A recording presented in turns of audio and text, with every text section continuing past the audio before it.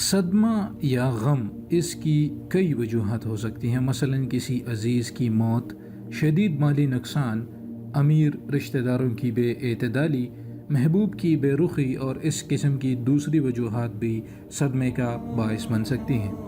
صدمے کا شکار ہونے والے افراد عموماً اعصابی طور پر کمزور ہوتے ہیں اور قوت ارادی بھی ان معمولی درجے کی ہوتی ہے ان کی۔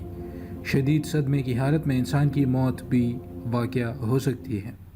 صدمے کا شکار ہونے والے شخص کے جسم کا بلڈ پریشر خطرناک حد تک گر جاتا ہے، نبض ناحیات کمزور مگر تیز 1 منٹ میں 100 بار سے زیادہ ہو جاتی ہیں، ٹھنڈے پسینے کے ساتھ جلد نمناک اور اس کی رنگت زرد ہو جاتی ہے۔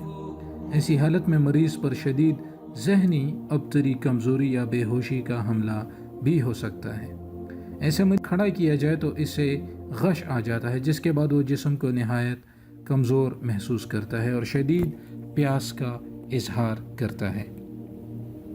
تو صدمے سے بچنا چاہیے، اور خاص طور پر وہ لوگ جن کی عمر 40 سے اوپر ہیں اور جن کو آلریڈی ہی شوگر یا دل کی بیماریاں یا کینسر یا ہیپیٹائٹس وغیرہ کا مسئلہ ہے یا موٹاپا ہے، تو ان کو تو بالکل اس سے بچنا چاہیے۔ اس کی حفاظتی تدابیر میں پہلا ہے کہ مریض کو اس طرح لٹا دیں کہ اس کے پاؤں سر سے اونچے ہوں۔ اگر صدمہ سر میں چوٹ لگنے کے نتیجہ ہو تو مریض کے پاؤں اوپر نہ اٹھائیں بلکہ اسے آدھا بیٹھک حالت میں بٹھا دیں۔ اگر مریض کو سردی محسوس ہو تو اسے کمبل اوڑھا دیں۔ اگر مریض ہوش میں ہو تو اسے کوئی نیم گرم مشروب پلائیں۔ اگر مریض درد کی شکایت کرے تو اسے ایسپرین یا درد کی کوئی اور دوا دیں۔ مریض سے زیادہ گفتگو یا سوال جواب سے گریز کریں اور اس کی حوصلہ افزائی کریں۔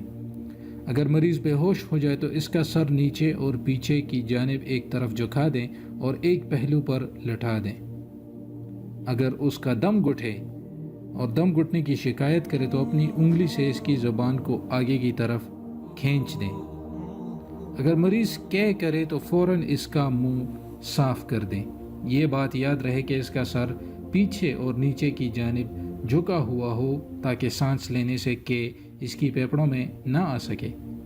بے ہوشی کے عالم میں مریض کو کچھ کھلانے پلانے کی کوشش نہ کریں۔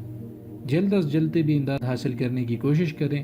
غشی آنے کے اسباب بہت سے ہو سکتے ہیں، مثلاً نشہ، سر کی چوٹ، صدمہ، زہر کھا لینا، خوف، شدید جسمانی کمزوری، ضرب، ذیابیطس، مرگی اور دل کا دورہ وغیرہ۔ اگر فوری طور پر غشی کی کوئی وجہ معلوم نہ ہو سکے تو مندرجہ ذیل کام کریں۔ کیا مریض صحیح طریقے سے سانس لے رہا ہے؟ پہلے تو یہ چیک کریں۔ اگر نہیں تو اس کا سر بہت پیچھے کی طرف کر کے اس کے جبڑے اور زبان کو آگے کھینچ کر اگر کوئی چیز حلق میں پھنسی ہوئی ہو تو اسے باہر نکال دیں۔ وہ سانس نہ لے سکتا ہو تو منہ در منہ سانس باہم پہنچانے کی عمل شروع کر دیں۔ اگر مریض کا خون بہت زیادہ ضائع ہو رہا ہو تو فوراً خون بند کرنے کے لیے اقدامات کیے جائیں۔ کیا مریض صدمے کی وجہ سے بے ہوش ہوا ہے؟ ایسی حالت میں اس کا سر اس کے جسم سے نیچا ہو اور کپڑے ڈھیلے کر دیں۔ اگر یہ ضرب تمازت یا ہارٹ سٹروک ہے، ایسی حالت میں مریض کو پسینہ نہیں آتا اور جلد سرخ ہو جائے گا، اس کا جسم گرم ہوگا جیسے تیز بخار ہو گیا ہو۔ اگر مندرجہ بالا نشانیاں پائی جائیں تو مریض کو دھوپ سے دور رکھیں اور اس کا سر پاؤں سے اونچا کر کے ٹھنڈے پانی سے بھگو دیں۔ اگر ممکن ہو تو برف کے پانی کا استعمال بھی مفید ہے۔ کیا مریض کی گردن یا کمر کی ہڈی ٹوٹ گئی ہے؟ اگر ایسا گمان گزرے تو زخم یا ٹوٹی ہوئی ہڈی تلاش کریں، مگر جہاں تک ممکن ہو مریض کو نہ ہلائیں اور نہ ہی کمر یا گردن سختی سے موڑیں، ورنہ زیادہ نقصان ہونے کا خطرہ ہے۔